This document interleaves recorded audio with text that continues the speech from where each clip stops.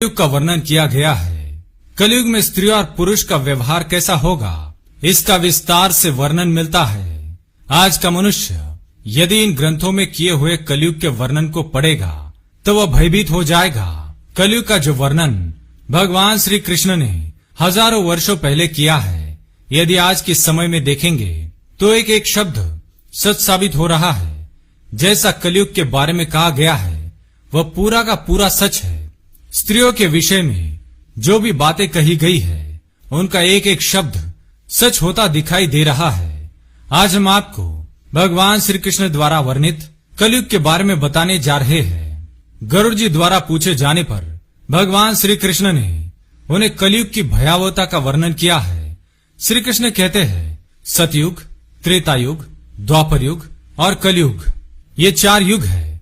इन चारों युगों में कलयुग सबसे छोटा और सबसे भयंकर है। कलयुग ही सबसे दुखदायक है।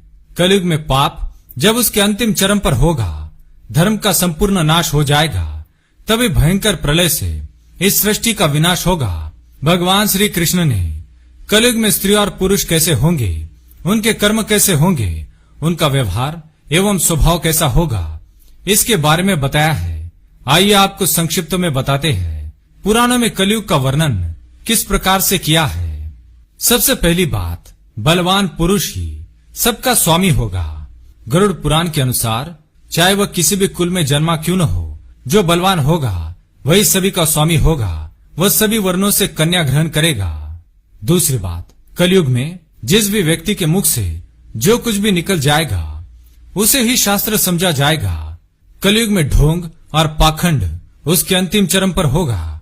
इस समय मनुष्य पिशाच, दानव, मुर्दे, मशान, ढोंगियों की पूजा करेंगे, उन्हें ही देवता मानेंगे। उन ढोंगियों को देवताओं के ऊपर स्थान दिया जाएगा अथवा उन्हें देवताओं का अवतार मानकर उनकी पूजा की जाएगी।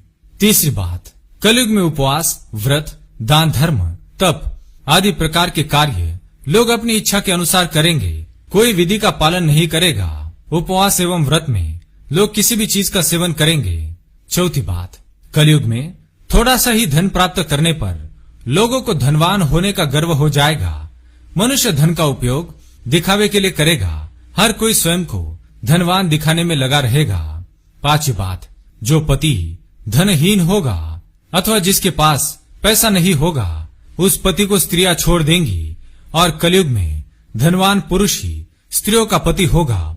जो मनुष्य अधिक धन कमाएगा वही स्त्रियों का स्वामी होगा। छठी बात, कलयुग में मनुष्य केवल दूध के लिए गाय को पालेगा लेकिन गाय की कभी सेवा एवं पूजा नहीं करेगा।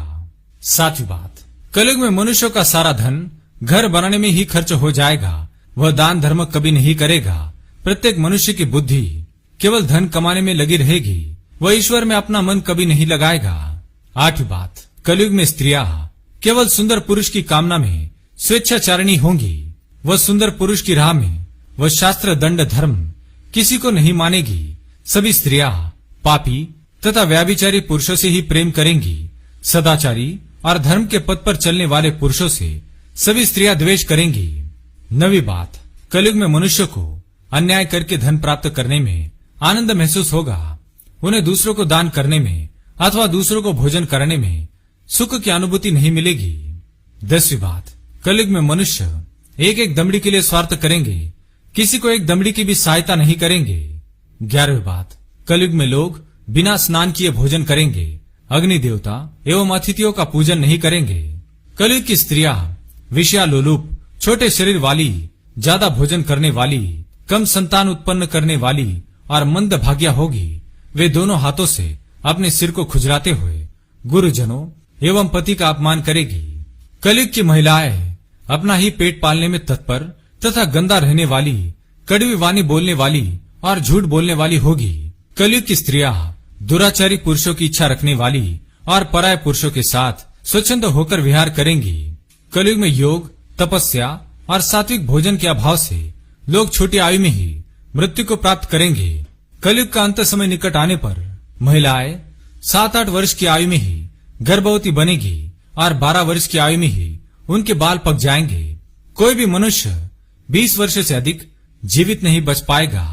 जब अल्पवृष्टि होने लगे, सभी खेत अनाज उत्पन्न नहीं कर पाएंगे, सूर्य अधिक तप्त और उष्ण होंगे, सभी फल रस से रहित होंगे और हर तरफ केवल शमी के पेड़ ही दिखाई देंगे, तो समझ लेना चाहिए कि अब कलयुग का अंत निकट आ चुका है।